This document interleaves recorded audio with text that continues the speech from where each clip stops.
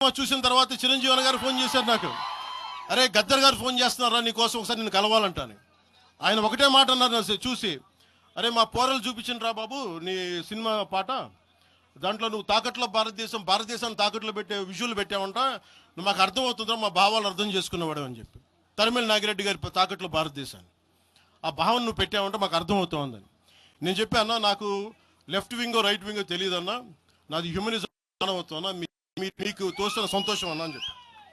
ఆ రోజు నుంచి ఆయన చనిపోయేదాకా, ఆయన అంతిమ ఘడియల వరకు ఆయన హాస్పిటల్లో ఉంటే వెళ్ళి కూర్చొని, అన్నా మీకు ఏం కావాలి చెప్పండి అంటే, ఏం వద్దురా తమ్మి, తెలంగాణ యువతకి కానీ ఆంధ్ర యువతకి కానీ భారతదేశంలో యువతకి భవిష్యత్తు వాళ్ళదని చెప్పు. ఆయన నాకు రాసిస్తే, ఆయన నాకు ఒక లెటర్ రాసిస్తే నేను అది కూడా బయట పెట్టలా.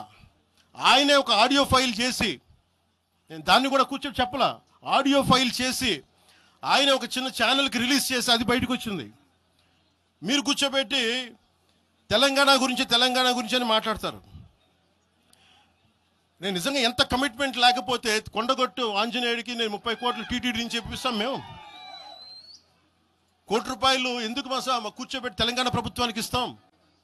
ఆపదలో ఉన్నప్పుడు, విపత్తుల్లో ఉన్నప్పుడు మీరు మాట్లాడి, మీరు ఈరోజు మాట్లాడుతూ ఉన్నారు, బెదిరిస్తున్నారు. ఒకటే చెప్తా ఉన్నా, ఇక్కడున్న నాయకులందరూ కూడా, మా శంకర్ గౌడ్ గారి దగ్గర నుంచి ఇక్కడున్న నాయకులు పేరున సంపత్ నాయక్ కానీ, సాగర్ గారు కానీ, వీళ్ళందరూ కూడా మీరు బెదిరిస్తూ ఉంటే మేము భయపడి, సారు మీ కాలు మొక్తా సారు, మీ బాంచన్ సారు అని అంత భయాలు ఉన్నాం. మేము వాళ్ళమే కాదు. మేము ఒకటే చెప్తా ఉన్నా, రాజశేఖర రెడ్డి గారు, వైఎస్ రాజశేఖర రెడ్డి గారు బతికున్నప్పుడు ఆ రోజు మీ గొంతులు ఏమైనాయి? ఆ రోజున మీ అందరి గొంతు తెరిచారా మీరు? ఆ రోజున తెలంగాణ గురించి వీళ్ళు మాట్లాడుతూ ఉంటే ఒకటే చెప్తా ఉన్నా, యువరాజ్యం పెట్టిన తర్వాత మొట్టమొదటిసారి నా మీద కేసు పెట్టి పోలీస్ స్టేషన్లో కూర్చోబెట్టింది తెలంగాణ భీమరావు బాడా కోసం. దానికోసం తెలంగాణ మీద మొదటి కేసు నాకు తెలంగాణలోనే పడింది. కూర్చోబెట్టి మీరు అందరూ కూర్చోబెట్టి, ఆ రోజు ఒక్కళ్ళు ఏమయ్యారు? ఈరోజు మీరు బెదిరిస్తూ ఉన్నారు, బయటకు వస్తే దాడులు చేస్తారు. మాకు దాడులు కొత్త అనుకున్నారా? మాకు మీరు మహబూబ్ నగర్లో మన కాంగ్రెస్ నాయకులు కూలిస్తే స్టేజే కూల్చేశారు. మీరు మా కార్లు అడ్డం పెట్టి మా మీద దాడులు చేయడం, ఇవన్నీ తట్టుకొని ఇచ్చాం మేము. ఖమ్మంలో మీరు దాడులు చేశారు ఆ టైంలో, అప్పుడున్న కాంగ్రెస్ ప్రభుత్వం. ఈరోజు మాకు కొత్త అనుకుంటున్నారా ఇవన్నీ? మీరు చేసే ఈ తాటాకు చప్పుళ్ళకి బెదిరేది కాదు జనసేన, గుర్తుపెట్టుకోండి.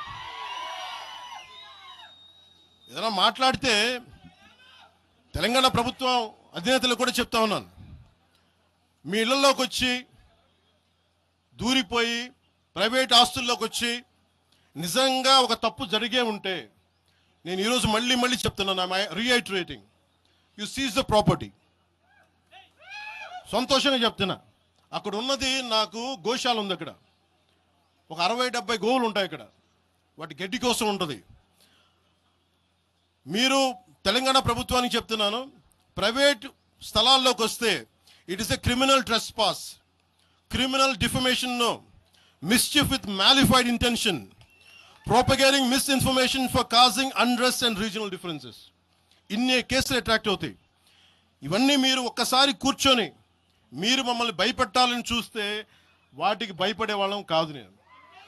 మీరు ప్రతి చోట మీరు రీజనల్గా ప్రతిసారి పట్టుకొస్తే ఇక్కడున్న జర్నలిస్టులో కానీ, ఐఏఎస్ ఐపీఎస్లో కానీ అన్ని జాతులు ఉన్నాయి, అన్ని కులాలు ఉన్నాయి.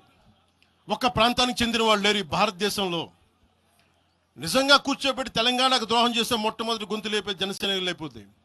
ఆ రోజు మీరందరూ మర్చిపోయారేమో, మేము లేపాము గొంతులు.